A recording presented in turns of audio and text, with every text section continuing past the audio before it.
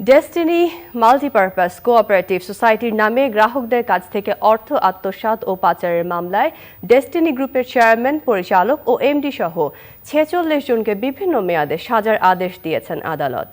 অর্থ আত্মসাৎ ও পাচারের একটি মামলায় তাদের ২,৩০০ কোটি টাকার জরিমানা করা হয়েছে। মোস্তফা মল্লিকের রিপোর্ট।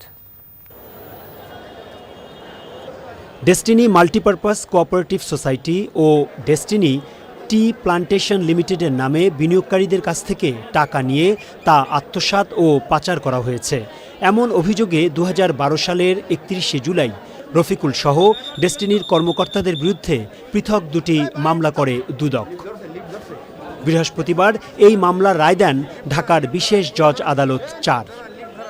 রফিকুলকে ১২ বছরের কারাদণ্ড ও ২০০ কোটি টাকা অর্থদণ্ড দেওয়া হয়েছে। ডেস্টিনির পরিচালক হারুন আর রশিদকে দেওয়া হয়েছে ৪ বছরের কারাদণ্ড ও ৩ কোটি ৫০ লাখ টাকা জরিমানা।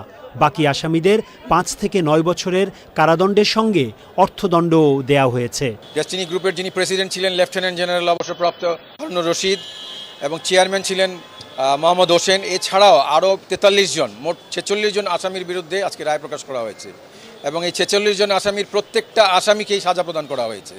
তার মধ্যে রফিকুল আমিনকে ১২ বছরের সাজা এবং ২০০ কোটি টাকা ফাইন করা হয়েছে। হারুন রশিদ সাহেবকে তিনি মুক্তিযোদ্ধা এবং বীর প্রতীক ছিলেন বিধায় তাকে সর্বনিম্ন সাজা দেওয়া হয়েছে, ৪ বছরের সাজা দেওয়া হয়েছে এবং ৩.৫ কোটি টাকা তার ফাইন করা হয়েছে।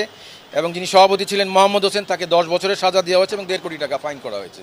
এছাড়াও প্রত্যেকটি আসামি যারা আছে তাদের প্রত্যেককেই সংশ্লিষ্ট নির্ধারিতভাবে সাজা প্রদান করা হয়েছে এবং টাকার পরিমাণ দেওয়া হয়েছে। সব মিলিয়ে টোটাল প্রায় ২৩০০ কোটি টাকা ২৩০০ কোটি টাকা ফাইন করা হয়েছে। প্রায় ৮.৫ লক্ষ এরকম সদস্য আছে। এই ৮.৫ লক্ষ সদস্যের একজন সদস্যকেও প্রসিকিউশন সাক্ষী আনতে পারেনি এবং সাক্ষী এনে বলতে পারেনি যে এদের সাথে প্রতারণা করা হয়েছে। এটা একটা বড় দুর্বলতা প্রসিকিউশনের। আরেকটা দুর্বলতা হচ্ছে এই সমিতি আইনের ভঙ্গের কারণেই মামলাটা করা হয়েছে।